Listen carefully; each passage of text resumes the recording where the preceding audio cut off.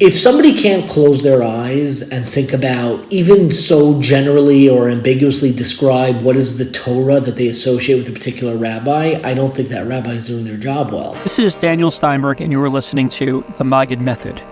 Today's episode is really special. I got to sit down with one of the best Jewish podcasters out there, none other than the great Dovid Bashevkin. This was a treat for a number of reasons. First off, I've been trying to get Dovid on the podcast since January, and here it is almost June. So he's been a really elusive guest, but as you'll hear today, totally worth all the effort that went into getting him on the show. Second of all, I got to interview him in person, which is rare for the podcast. Most of the conversations that I have with guests are over Zoom, which works fine, but there's a certain intensity to the conversation when you're seated across the person you're interviewing and you're locked in face-to-face, eye-to-eye, and in this particular case, what felt to me like soul-to-soul. At one point during the conversation, I asked Dovid a question, and he took the longest pause humanly comfortable before answering me. I thought the world had stopped. That's how long it was. And I'm seated across from him in person. I'm looking at him, and he's looking at me, and I don't know if I should break the silence or wait for him. I'm leaving in the pause, as is in the episode, so you can just sense the drama and intensity of the situation, and imagine for yourself what it must have felt like in the moment. I have to add over here, I was really blown away by Dovid's depth, his vitality, and his professionalism. You don't get to where he is by accident, and there was a part of me that, despite my being 11 years his senior and having my own personal and professional accomplishments in life, I really just felt like an amateur in his presence, and I think that's okay. I should probably surround myself with more people like that. They say that you're the average of the 5 people you keep company with, and I think that maybe ejecting 1 or 2 of my current 5 and replacing them with people like Dovid Bashevkin would really level up my game. All right, so we covered a lot of ground in this conversation. First off, we talk about the craft of comedy, which is a love of both of ours, and the 2 ways that the mechanics of humor relate to communicating Torah messages. I would say more than anything, the way comedy influences my Torah is not by inserting jokes, but using the same elements that make jokes so compelling to make Torah compelling. After this, we move into structure. Dovid blew me away, and I'm not exaggerating, with a 3-step method that he uses for every talk, every class, every presentation, and it's based on the mechanics of how a magic trick works. The first part of a magic trick is called the pledge. The pledge is where you hand your audience something ordinary that they've seen. It could be a deck of cards, it could be a coin. This was by far one of the coolest things I'd ever heard before, that he could take this esoteric idea that actually got made into a book and a movie called The Prestige, and he turned it into a templated structure that he now applies to everything he communicates to audiences everywhere he goes. And then we move even deeper into the forest, where we discuss the audience-speaker relationship, how you must love them and respect them as co-creators in your presentation, but never use the audience to get your needs met. When you are beholden to your audience for your own self-love, you're going to have a very hard time loving any audience. And then rounding up Act 3 of this episode, this is where time stands still during the interview, we discuss the boundaries of vulnerability in leadership and how important is it for a rabbi or other leader to put on a strong front for his congregation versus revealing to them his or her own struggles for the sake of being relatable to the people you're trying to help grow. And lastly, Dovid shares his top 3 pieces of advice for new congregational leaders to set them up for professional and personal success. I think that you always want to be the kind of rabbi who distinguishes themselves based on what you actively promote rather than what you loudly demote. I learned, and I'm still learning so much from my deep conversation with Rabbi Dovid Bashevkin, and I'm sure you will too. So now, without further ado, here's my conversation with Rabbi Dovid Bashevkin. I don't have like a list of like good jokes. I don't think I've ever told a canned joke. I tell stories about myself that are funny. Yeah. Organic. It's much more organic. I have openers, I would say, but I don't weave together content and think I should put this joke in over here. You try out stuff and things are different. I understand how comedy works. I understand how laughter works. And I understand, all of this comes back to timing and surprises and expectations. And that informs the way I give over Torah. Meaning, I would say more than anything, the way comedy influences my Torah is not by inserting jokes, but using the same elements that make jokes so compelling to make Torah compelling. Which is, if you make not literally a joke out of Torah, meaning not making fun of Torah, but superimposing the structure of humor onto Torah, Torah becomes a lot more compelling. Becoming a subject matter expert is crucial because you need hyper-local knowledge to learn how jokes work. You can't start with a knock-knock joke. That's not going to tell you anything. You'll start, if you want to understand how humor works, you have to make a hyper-local joke, very inside.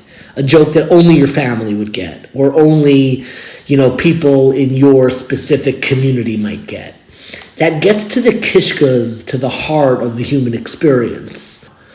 Have that local expertise that allows you to do that allows you to really understand whatever area it is, and just know it through, know the quirks, be able to get a joke that some...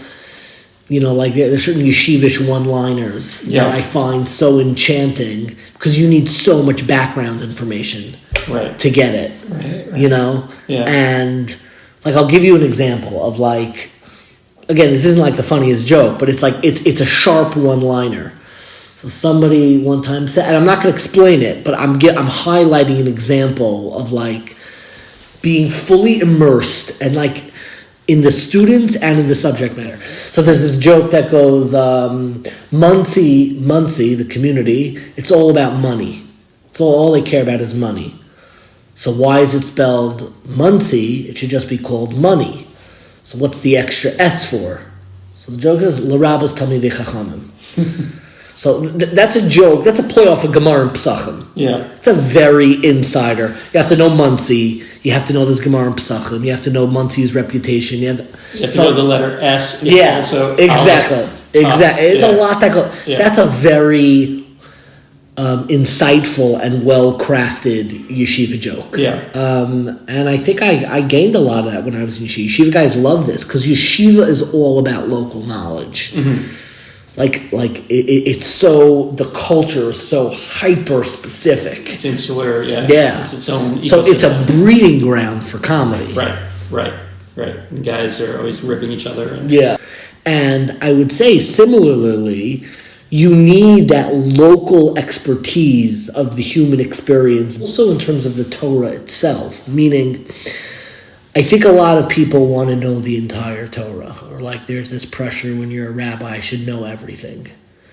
And I'm a big believer, I think we have a lot of rabbis who know 1% of 100% of the Torah. And I think it's much more useful to know 100% of 1%. The most compelling comedy is when the comedy is wedded to the speaker, especially with stand-up comedy. A joke told by Jerry Seinfeld versus John Mulaney or Gary Goldman or, I don't know, whoever your favorite comedian is, the joke is not just words on a piece of paper. It is a delivery, and the best jokes are really cultivating I hate to use the word brand because it seems so synthetic, but it's cultivating an audience relationship where you want to be in relationship with the audience. These are the kind of jokes. A great comedian is associated with a certain type of humor because it's so much a part of him. And a great educator should be associated with a certain brand of education. I don't really tell jokes that other people could tell. I try not to share any Torah that anybody else could tell. Interesting. I want everything to have an expression of this yourself. Unique experience. Yeah, that's why I'm so terrible at transmitting halacha. If somebody can't close their eyes and think about, even so generally or ambiguously describe what is the Torah that they associate with a particular rabbi, I don't think that rabbi is doing their job well. Because I think that a rabbi's association with Torah, whether it's Rabbi Sachs or Meir Soloveitchik or Aryeh Leibowitz or whichever, Moshe Weinberg, Moshe Weinberger, Ephraim Goldberg, all the whatever the greats are, what makes them great is that I think there is something distinct and local and irreplaceable from the way that they share over Torah versus others. And I think when people get too generic and they almost try to divorce themselves from the Torah as if that they're giving over like math equations or reading Shakespeare, that is already the first mistake. Hey there, fellow podcast listeners. Are you enjoying the show so far? I hope you're finding value in all the insightful conversations coming your way, and I'm grateful for all the time we get to spend together. Now, I have a small favor to ask, one that can make a big difference. Your feedback is invaluable to me. By taking a moment to rate and review this podcast, you're not only showing your support, but also helping it reach new heights. Picture this: more reviews means more visibility.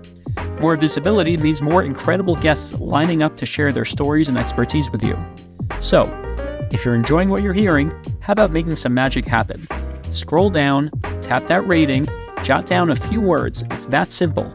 Your action today can pave the way for even greater experiences tomorrow. Thanks for your support. Now let's get back to the program.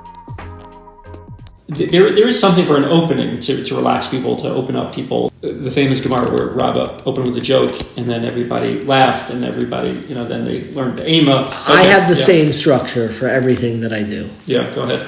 There is a book that was later made into a movie. The book was written by the most Goyish sounding name you'll ever hear. His name is Christopher Priest. It's a pretty Goyish name, but we love him anyways. He wrote a book called The Prestige. That was later made into a movie by Christopher Nolan that stars Hugh Jackman and Christian Bale. The movie is about two competing magicians, and the structure of the movie is based on the structure of a magic trick. There are three parts to any magic trick. Yeah. And it also could be the parts to a joke. Yeah. The first part of a magic trick is called the pledge. The pledge is where you hand your audience something ordinary that they've seen. It could be a deck of cards. It could be a coin. And what do you always, you ever been at a bar bat mitzvah and the magician hands you something, what do they tell you to do with it? Check it out. Examine it, make sure, it's real. Great. That's the first step of magic trick. The second step of magic trick is called the turn. The turn is where you take that ordinary something, the dollar bill, the coin, the card, and you make it disappear. You cut it in half. You make it do something that you have them sign it. Now, if you were to leave the stage at that point, no one would clap because you just ripped up my $100 bill. You just threw it into the air and now it's gone. Nothing happened. Yeah. So the next step is the final step of every magic trick. The final part of the magic trick is called the prestige. That is when you bring back the deck of cards, the assistant who was sawed in half, whatever, to the Statue of Liberty disappear, and then you bring it back. Anytime you are giving over content, there are three steps. Their first step is called the pledge. That is where you introduce your audience, you prime them for the subject matter that we're going to be talking about. And it has to be something that they are familiar with. Examine it. Make sure that you understand it. Make sure that it's yours. Make sure it's something you can identify with. Now, depending on your audience, your pledge is always going to differ. If I'm talking to a group of, unaffiliated Jews who have never been inside of a synagogue, don't know anything, so I can't begin a class and say, why does a tallis have black stripes? And they're like, wait, what's a tallis? You're like, oh, it's this prayer garment that has black stripes. Yeah. Why do you think it has those black stripes? They're like, I don't know. I just learned about it yesterday, this second ago, a minute ago. Like, there's no tension there. You have to draw in something from their audience. So your audience really dictates the parameters of what you can talk about. And how do you ensure that it's something they may be familiar with it, but how do you know that they care about it? And that requires two things: Avas HaTorah and Avas Yisrael. Those are the two things that you need to be a great educator, a rabbi. Like Avas HaTorah, you have to love the subject matter, and Avas Yisrael, you have to love your audience. You have to love the Jewish people. Yeah. You need to give it over in a way. You need to know enough about your audience that they will care about it. And again, what's the best kind of magic trick? The best kind of magic trick is not when the magician gives you his dollar bill. What's the best magic trick? When he does something to your own money. Possession. Yeah, to your own possession. Yeah. So the parallel is true with Torah also. Meaning, yeah, it's a good magic trick if you come in with your own source or idea and they're like, oh, like, okay, cool, they'll follow it. The best Torah is where you're taking something that's a part of their life, a part of what they're thinking about, what they're considering. Their experience, yeah. Yeah, their own experience, their own, that's the most powerful part of all of it. So then you take that item that they think they knew, they think they understood, and then the next step is called the turn. You introduce tension, you introduce stakes. Now you know it's a good turn if you were to stop giving over Torah at that moment, the audience would be divided. If you were to stop in the middle of your question, or stop in the middle, I don't even like the word question, because it's not the question, of the tension, different people would go in different directions in their thoughts. If you were to stop in the middle and say, you know what, you finish the idea. Wherever you want to take it, wherever you want to go. Conclusion, these people come to that conclusion. I think that's the best kind, where there's and then the prestige is where you return back to your original item. It has to be the same dollar bill. They're always checking. And now they look at it differently. And now, wow, that's not just a dollar bill anymore. It has my signature on it. You memorize, you knew the barcode or whatever it is. Yeah.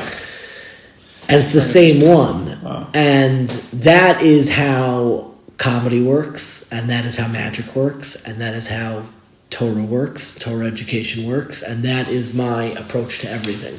It's almost this is true in writing and in speaking. Yeah, it's almost like a condensed hero's journey. Yes, exactly. Just script writing. Yeah, just completely truncated into 3 steps. Yes. And I keep on thinking you're going. And it's iterative, meaning if you're speaking, sometimes every piece of again, when you get more complex, like every piece might have its own pledge to prestige, and they're all kind of like, I forgot what the term is in math, but it's like a pattern, like an MC Escher painting, where like all the little parts, like there's a larger pledge to prestige that comes out in everything. As I'm trying to process what you're saying, it sounds to me like it's really about managing attention and leading them towards a transformation. Is that how you would? You're there. You're leading them towards a transformation, but you need to do it in a way that is going to hold them, get them invested, and will bring about in the end that ultimate transformation in their lives. Whatever that, from the original pledge to that prestige, that something has to happen. I think the way you're saying it makes your audience sound much more passive than it should be in your own head. Okay. Meaning your audience is the one where they're the canvas. They're the... It's interesting because, we can never forget we're the only people talking, right? At least for a drasha, for example, or a presentation. Yeah, or writing or an essay, exactly. Yet it's still supposed to be a conversation. It's still supposed to be a dialogue. It's still supposed to be a... Well, that's any philosophy. I mean, the reader is the one who constructs the world. The audience is the one who is imbibing this. Like, what are they left with? And you need to have deep respect for your audience. Yeah. In order to always keep that front and center. So you're never never blaming the audience if you're a rabbi. Yeah. No, not blaming the audience, but I think maybe my comedian sensibilities makes me think, Jerry Seinfeld sometimes talks about himself, he's playing in front of 5,000 people. And he's like, I'm a lion tamer. How does one person control 5,000 people? Mm-hmm. They'll turn on you in a second. Mm-hmm. They have a power that is much more powerful than you. Yes. And you need to be able to manage that and navigate that. And So yes, they are reactive and they are participating, but you're the leader and correct. You are moving them. Correct. But you're with them the whole time. Yeah. Jerry is locked in with his audience. Yeah.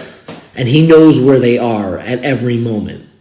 Yeah. So if you're locked into your audience because you're speaking specifically to them, you're going to be great. That's where the Avos Yisrael comes. Mm-hmm. You have to love your audience. You have to be crazy about them. You can't judge them. You can't think that they're dumb. You can't think that they're... Yeah.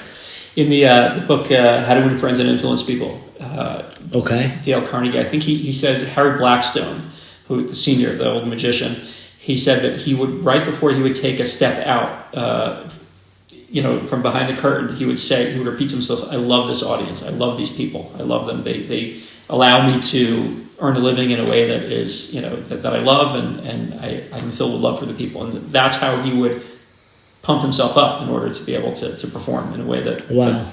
Cool. So I think that wasn't a Havas Yisrael, but it's a Havas... Yeah, you gotta love your audience. Gotta love your audience, no question. How do you inculcate that Havas Yisrael for people you've never met before? Ideally, we love all Jews, like a Jew here that we've known all our lives, and someone in South Africa. But the reality is that there are people that are closer to us and people that we don't know and are strangers to us. How do you manage that same love for the audience? That connection that allows you, because you speak in front of, you probably didn't know half the people here. Yeah. So what do you do? What is your ritual to consciously, subconsciously? How do you summon up that love?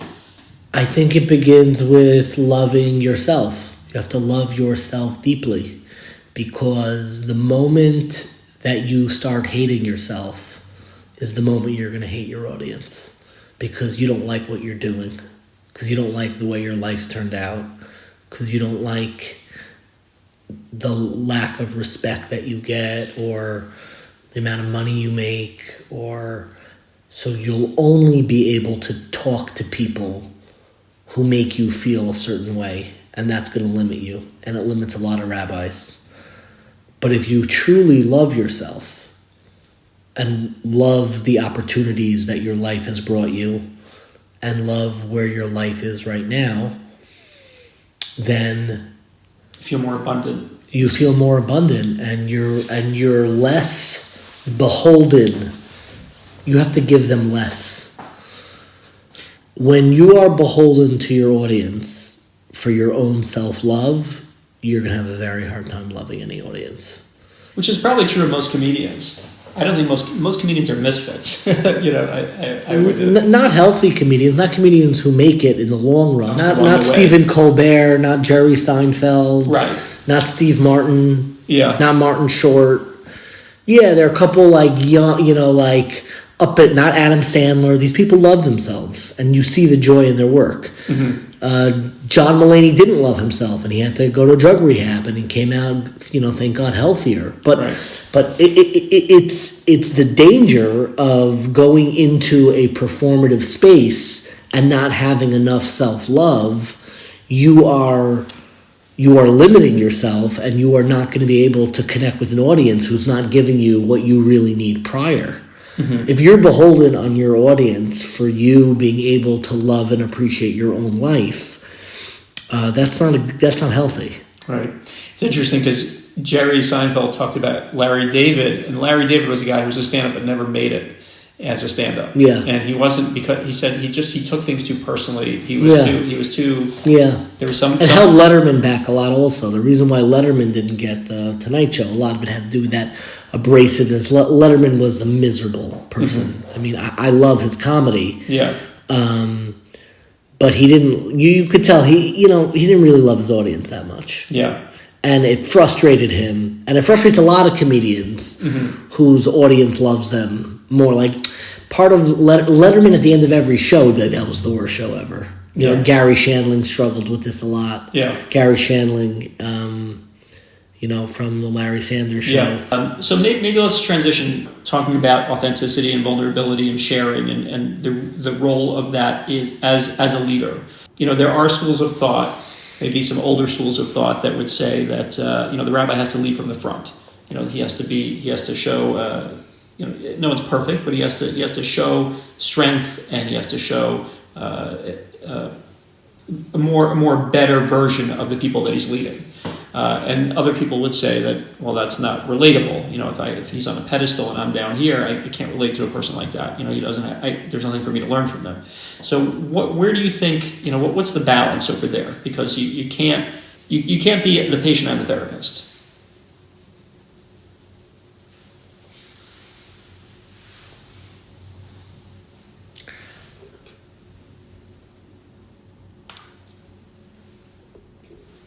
I think a lot of your question is predicated on a very narrow understanding of the role of a rabbi and what rabbis do. A pulpit rabbi, I think there's a lot of truth to that. Yeah. I don't know if it's true for every educator. I think there are different kinds of rabbis and different needs that people have with rabbis. The way I conceptualize it is some rabbis provide you a ladder and some rabbis provide you a mirror. A ladder allows you to kind of ascend, and a mirror allows you to kind of see your life as plainly, as obviously as you need. We need both of those kinds, and different people can play different roles. I don't like I don't even like the tenor of the question, because it seems like the answer wants like a rule book of like what the boundaries are. Like, well, and I've been at these kind of meetings, like, when is it okay to reference a rated R movie? I'm like, I don't like, and like as if we're all putting on a show that like we've never like watched movies or. Yeah. And like that works for a lot of people, and I'm not saying everybody should, but like some people should. And like some people want to hear that and some people don't, and that's okay. And like what makes you a rabbi is not the boundaries of what you say. The rabbi that you are, or the educator, whatever it is from the Talmidim you build. Let's say a new rabbi walking into a congregation. He's new to them and they're new to him, and there's a relationship starting. If you were to give somebody some direction as to how to develop a relationship with them, how to understand, what kind of rabbi that they need. These are things they're intangibles. How would you advise someone to put their foot forward? I one time went to my Rebbe, Rav Ezer Neuberger in Ner Yisrael. Yeah. And I needed to ask him what I thought at the time was like a life-shattering, psychological, intense question. And I wanted that conversation to be like, entering the inner chambers of the... And he started just asking me about my siblings. How many siblings do I have? Where are they? What are they doing? I think that Torah is, especially when it's with people and in people's lives, everybody's life is in a different place. And you can't give somebody religious guidance, communal guidance, without knowing the contours of your life. So whenever you're meeting one-on-one, you should just connect with the person. And there's something very different between what you do one-on-one versus the messaging that you do communally, Individuals is one matter. Families are a different matter, and communities are an entirely different matter, and each of them need a different type of methodology. And it seems very often that we think it's the same methodology the whole way down. Like, I need one rabbi. Like, you gotta find the Rebbe. You gotta have a Rebbe that you ask all your shilos to. Like, I think that's a crock. I think it's baloney. I don't think there is anybody who has one Rebbe who they ask all their shilos to. I don't know. Not too many people that I know. Yeah. Not your average person. You need communities that you're adjacent to. You need rabbanim who you call for different questions. You need friends. It's not so rabbi-centric. I don't know. I try to avoid rabbis in my personal life. I'll be honest with you. I don't know. Rabbis don't have all the answers. They have some answers. Mm-hmm. And it has to come. The starting point is Avos Yisrael, Avos HaTorah. You take that Avos Yisrael, learn how to love yourself, and then love your audience. Avos HaTorah is learn how to love the Torah and the idea that God has a purpose for humanity and for the Jewish people. And then bring that, find some new wrinkle in that excites you, and find the people who'd be excited by it, and how to excite them. 2 pieces of advice that you would give to a rabbi starting out in his a public rabbi in his career. Have a healthy relationship with your spouse and with your children, and don't ever take them for granted, and don't ever allow the source of your own love, focus, and attention to stray too far from your own family. And realize that you are not just the rabbi. You're a father. You're a husband. It's the most important thing in the world. And being sensitive to that and building space into that for your own life, to love yourself like that self-care. And this comes from care for your family. A certain fearless love for your family, not being embarrassed by your family because you have to be the role model for everybody. So now your kids and your spouse are not allowed to be human beings. That's the first part. And the second part is learning how to be comfortable with change. With change in yourself, change in your job, change in your own expertise, your own relevance. You're not always going to be the young up-and-coming rabbi. You're going to be, establishment. You're going to be last week's news, and then you'll be this week's news, then you'll be, you're going to have imitators, and that was my idea. And I think that you always want to be the kind of rabbi who distinguishes themselves based on what you actively promote rather than what you loudly demote. Raise up the model of life and living in Yiddishkeit that you want to see in the world, and don't spend all your time just knocking the people who you think are doing it wrong. And I think there's a lot of the latter, and we could use more of the former. Amazing. Wow. It's a wrap. My pleasure. Amazing. Wow. So many bombs there. You've been listening to The Maggid Method, and I'm Daniel Steinberg. There's a secret that great public speakers know. Did you know there's a method for cutting straight through to an audience's heart, grabbing their attention and holding it, and making a memorable impact with your presentation? The best speakers in the world utilize it, and now you can too, every time you get up to speak. Download your free Maggid Method of Public Speaking template at maggidmethod.com, maggidmethod.com. The Maggid Method will teach you how to find your authentic voice, craft meaningful presentations, manage people's attention, and build unbreakable bonds with your audience. Go to maggidmethod.com and download your free copy now. Thanks for listening. Bye-bye.